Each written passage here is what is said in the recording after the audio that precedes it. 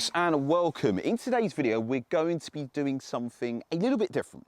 We're going to be introducing a buyer's guide. So in the next couple of videos you'll see me giving you sort of buyer's advice and also a debate on a specific car.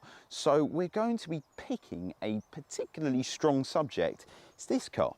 It's a Porsche 911 991.1 GT3. Now, if you know Porsches and if you are a bit of a connoisseur of 911s, you know that when this car first came out, it was quite controversial. And I'll get to that in a second. But yeah, big shout out to Ian Harris from Harris Classics for lending me his recent purchase, which is a 991.1 GT3. Yeah, go check him out. He specializes in Porsches. So yeah, go have a little look on his Instagram and his website, and he can source you one as well too. I think what I need to do is get in this car and utilize all of that 9,000 RPM. So yeah, let's just get cracking.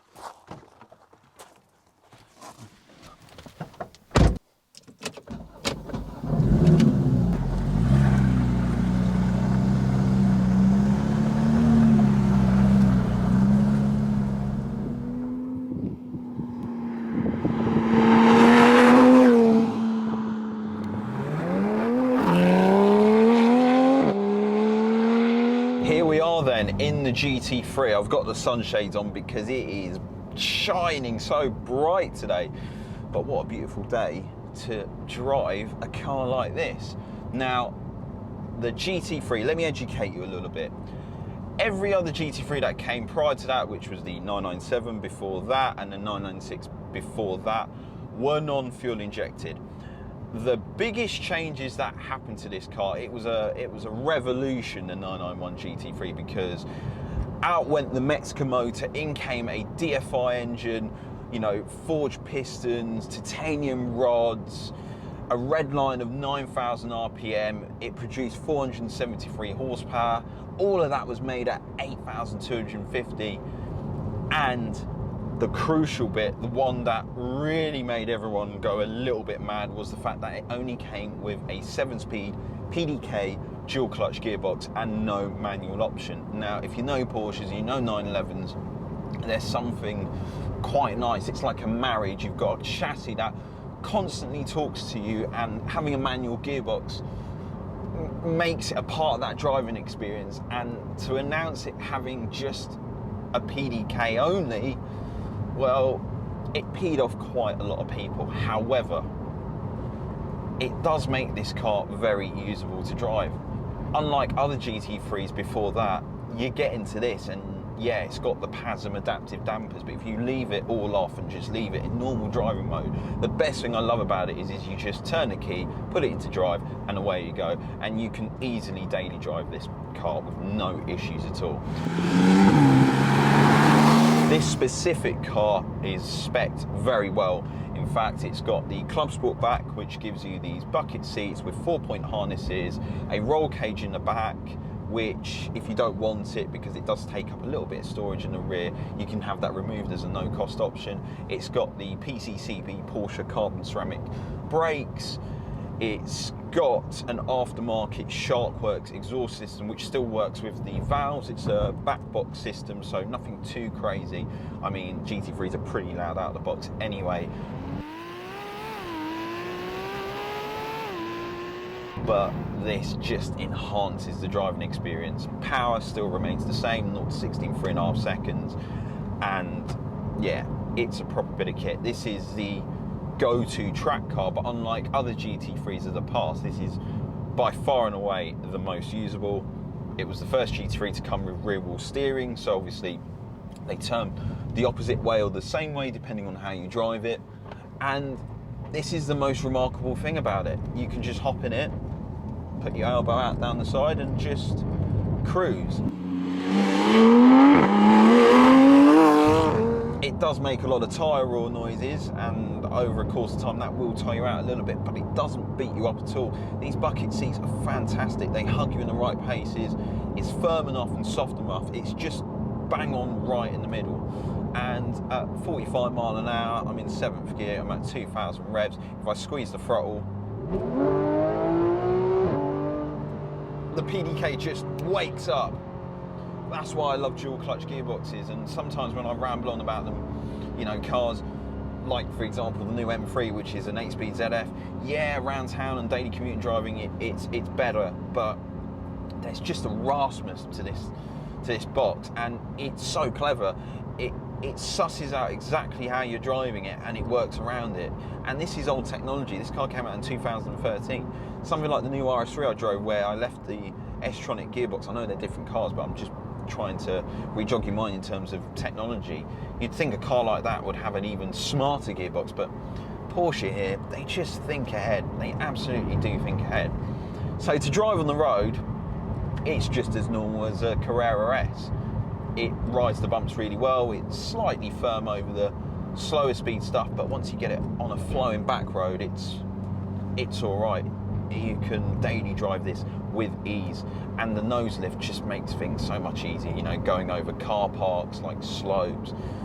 You know, my Cayman GT4, I know that's not a rival car, but obviously Cayman GT4s, when I used to have that, it was an absolute pain in the backside, scraping over all the bumps. But once again, Porsche thought of it, because obviously the plastic splitters are plastic, not carbon fibre, and they're not that expensive to replace. So yeah, you've always got that on that side. But yeah, it's just got lovely road car credentials, just as good as the Gen 2 GT3 that I had off Porsche 3 or 4 years ago. I was just blown away by how usable it was. Anyway, you've got PDK Sport, which if you press that immediately and leave it in the auto mode, it just sharpens up everything, but it makes the gears that little bit lurchy. Now, I know some of the reviewers don't like that so much, but in this one, it doesn't feel too, you know, exaggerated. I think it doesn't make the gear shifts any faster. It just sort of makes it feel like it's a single clutch, because dual clutch gearboxes, they're so seamless on the upshifts. But if you just wind it up, you end up automatically knocking it in the manual mode. But once you wind it up and get it past 5,000 RPM, oh, that paired with the dual clutch and the fact that you can just pull a paddle, and it's heaven-like. It's this motor, oh, it's something else, and I prefer it to the Metzgers. I know there's a raspness and there's a lovely low-down torque shove that you get on the 997s and the 996s, but yeah, they rev clean at the top end of the rev range, and some of them rev to 8,000, but there is nothing else quite like it. The DFI is, oh, beautiful, absolutely beautiful. The steering, well, it's an e-power system. Once again, Porsche was criticised of the fact that it wasn't wriggling around with feel. I think the feel and weight is good. There are better ones in the later ones. The Gen 2 GT3, they nailed it. They got it wriggling around a little bit, but this one is top notch. The weighting's fantastic. The speed of the steering's really nice.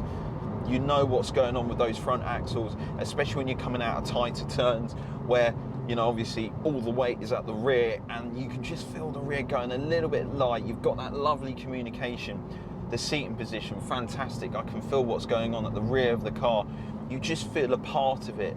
And even though this car's running on Mission Pilot Sport Cup 2s, I would for one go for the normal road going tyre, especially in a wet. On a day like today, you've just got bags of grip, sometimes a little bit too much grip. Me personally, I like to feel the car feeling a little bit loose beyond its surface, but to be fair, coming out of tighter turns, you can feel the rear axle moving around, but once you've built heat into the tyres, on a day like today where it's 25 degrees outside, it's so locked down, it's so glued to the ground. So you know it's fantastic to drive. The engine's brilliant, the brakes are brilliant, and more interestingly, and I don't think enough people know about this, but GT3s are so usable on the road. You can take it out for a Sunday drive on some country B roads, and it will just be as visceral as it is on the public highway, which is really important in my opinion, as well as it being fantastic on track. And you can daily drive one of these. I think if I was on the market for, say, a PDK Cayman GT4, I'd probably look at something like this, because I mean, the motor alone, you just want to buy it for the motor. Which brings me on to some of the downsides. Now, obviously, when this car was released, us Porsche nuts were upset the fact that it was PDK only, and in all fairness, I think Porsche knew that and they offered a manual in the later Gen 2 cars. But when they were first released, there were some issues. Now, they did start catching fire. Customer cars, when they're delivered, they were just starting to combust, and basically Porsche had some issues with the connecting rod bolts. What would happen is they would end up puncturing one of the cylinder blocks, which would then leak oil onto the exhaust, and hey presto, you've got a GT3 on fire. Porsche issued a stop driving, and they did respond very quickly by taking all the customer cars back and rectifying the issue. However, later on there was another issue with the valve train, and that would cause the engine to basically detonate. And fair play to Porsche, they did rectify all the issues with it, and they offered the cars with the suffering issues a 10-year, 120,000 mile warranty, which most of these cars still have. Let's talk about things that you must have as options on a GT3. I think you've got to go for the Club Sport pack, which offers you the roll cage and the bucket seats. I, for one, like the roll cage. It's a no-cost option. You can have that removed, but I think more importantly, you must have the bucket seats. You can go for the comfort ones, and in my opinion, I think these bucket seats are just as comfortable as the comfort ones. Okay, they're a little bit harder to get in and out of, but once you're in them, you're absolutely fine. You can spend hours in these with no troubles at all. Another one that you should have as an option is the nose lift. You can scrape the front on these, and it's just a nice option to have, especially when you're going over speed humps or awkward driveways or any hills and crests. Another thing is the carbon ceramic brakes. Now, in my opinion, if you're doing lots and lots of track days, spec it with the PCCBs, and then what I would do is take the PCCBs off, put the steels on, use them for track days, because they do cost a fortune when you need to replace them. But at the same time, you can go for steels. They're just as powerful. It's just that the ceramics don't stop any faster. It just, well, it's less fade really. And then other things like the sound system, the Bose sound system, the aircon, the sat nav, those small things are just nice to have. You can argue that, yeah, you want to hear that lovely flat six, but come on, we all like our tunes, and sometimes it's nice to play your favourite tune while having the flat six in the background. So those are the options to go for. Now, there's about 9 or so cars on piston heads, and almost all of them don't have those options. They're either in the white, which I for one like it, but it's not the most popular colour. This one's finished in a really stealth-like agate grey. I love this colour. I had one of these on a Panamera. It's just so stealthy. You can fly under the radar. Some people want the Larry colours, but hey, each to their own. So in terms of options, I'd defo say the bucket seats, I'd defo say the nose lift, and whether you want PCCBs or a roll cage, that's up to you.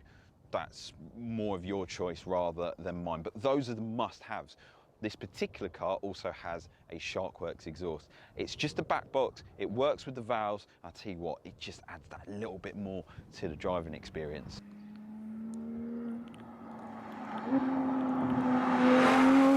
And that box, I mean, listen to the down change.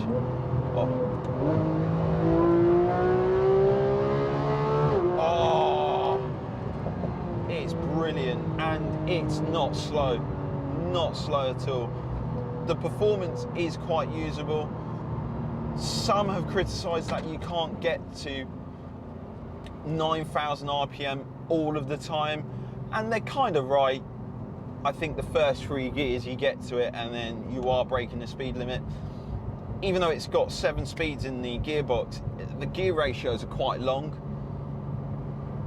But even then, you've got more access to it. You know, I could just drop down to first, then all of a sudden I'm there. And you don't have to rev it all the way to 9 to get that emotional feeling from it, because this motor just makes all the right noises everywhere in the RPM range, and that paired with the Sharkworks exhaust just gives you that lovely amplified driving experience. It's, yeah, fantastic. These PCCBs, Porsche Carbon Ceramic Brakes, well, the pedal feel is fantastic. It's right there with you. They're not too grabby. The modulation's fantastic. Having said that, you do have to push it quite hard in order to get a lot of the braking performance, but it's there. It's absolutely there. Oh, I love the manual GT3, the Gen 2 car, and the motor, if I'm being really geeky, in certain RPMs, it's better and it's that little bit torquier. However, given the price difference, given the fact that you can pick one of these up for about 110, 115 grand, as opposed to a manual one, which you're looking at about 150, is the Gen 2 GT3 40 grand better than a Gen 1? The answer is no, because you get the same thrill. And if it means that I have to live with a PDK, then so be it. What a car, what a car. I mean, I've driven these a couple of times now, but I almost forgot how great it was. It's so good, so good. Still, in my eyes, the best car I've ever driven.